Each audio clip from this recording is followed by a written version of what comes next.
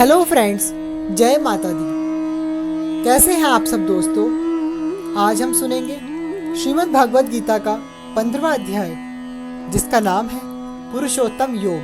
तो चलिए स्टार्ट करते हैं। ओम श्री गणेशाय नमः। भगवान ने कहा जाता है कि एक शाश्वत अश्वत्थ वृक्ष है, जिसकी जड़ें तो ऊपर की ओर हैं और शाखाएं नीचे की, तथा पत्तियां वैदिक स्तोत्र हैं। जो इस वृक्ष को जानता है वह वेदों का ज्ञाता है।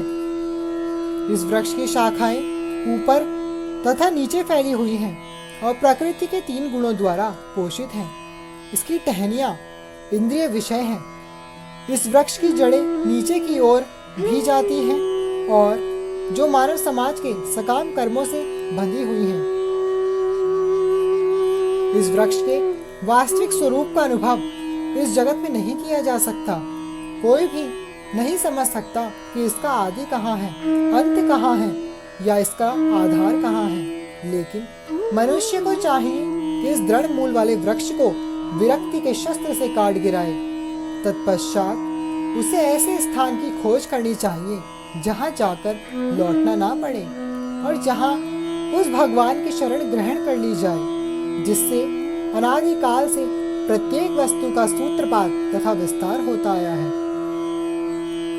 जो झूठी प्रतिष्ठा, मोह तथा कुसंगति से मुक्त है, जो शाश्वत तत्व को समझते हैं, जिन्होंने भौतिक काम को नष्ट कर दिया है, जो सुख तथा दुख के द्वंद्व से मुक्त हैं और जो मोह रहित होकर परम पुरुष के शरणागत होना जानते हैं, वे उस शाश्वत राज्य को प्राप्त करते हैं।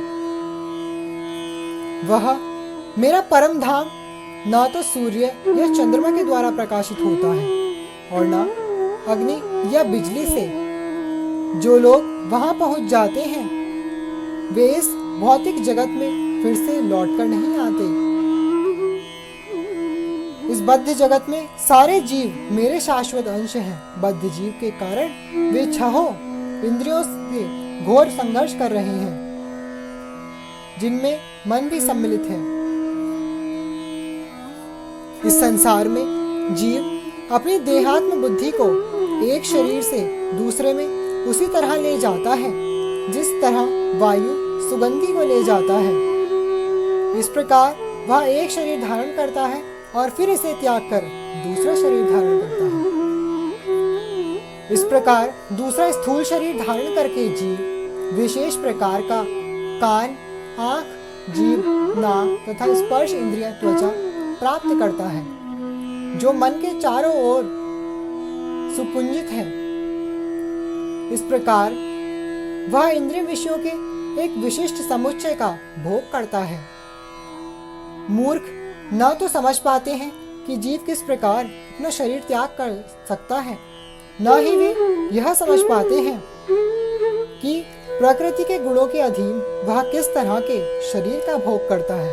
लेकिन जिसकी आंखें ज्ञान में प्रशिक्षित होती हैं, वह यह सब देख सकता है। आत्म साक्षात्कार को प्राप्त प्रयत्नशील योगी जन यह सब स्पष्ट रूप से देख सकते हैं। लेकिन जिनके मन विकसित नहीं है और जो आत्म साक्षात्कार को प्राप्त नहीं है, वे प्रयत्न करके भी यह नहीं देख पाते कि क्या हो रहा है। सूर्य का तेज जो सारे विश्व के अंधकार को दूर करता है, मुझसे ही निकलता है।